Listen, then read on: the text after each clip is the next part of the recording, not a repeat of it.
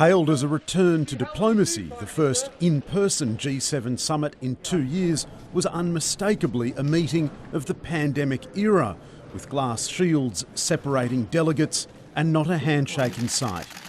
Among the many subjects we discussed was first and foremost the strong support we're getting from the United States on dealing with the COVID situation. India was a special guest. We will be having a lot of discussions with others who had similar issues. But threw the summit briefly into doubt after 2 of its officials tested positive for coronavirus, forcing the entire delegation into quarantine. The individuals concerned, they're all isolating now, and I will be seeing the Indian Foreign Minister later on this afternoon, but that will be a Zoom exchange, I'm given to understand.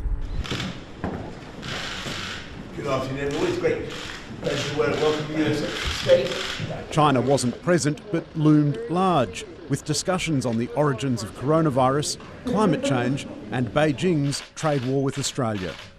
We also saw Australia getting treated pretty poorly when they called for an independent investigation into coronavirus with sanctions and tariffs on its goods by Beijing.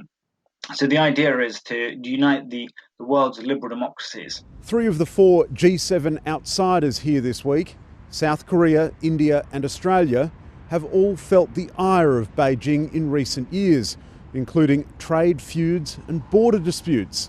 London's decision to invite them was no accident. It was a clear message to China. A communiqué issued late on Wednesday took a tough line, calling out human rights abuses in Xinjiang and Beijing's theft of intellectual property.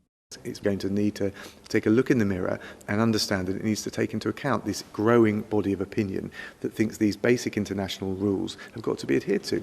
Talks looked at ways to stymie China's growing influence. I know there are suggestions talking about the idea of coming up with some sort of economic alliance where we can help shield one another from the worst aspects of Beijing's economic coercion.